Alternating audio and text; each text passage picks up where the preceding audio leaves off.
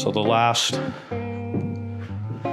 fun bit of fresh air into this airtight house is we've got a Paxfocus fireplace here. You can see over my head the chimney that goes up and out through the roof. Here's our mounting plate, but this is our fresh air intake here.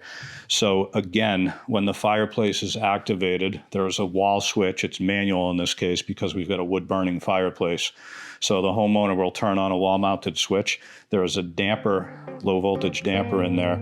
So that opens and it allows combustion air for the fireplace to balance out the room pressure so we don't depressurize this space until the fireplace functions as designed.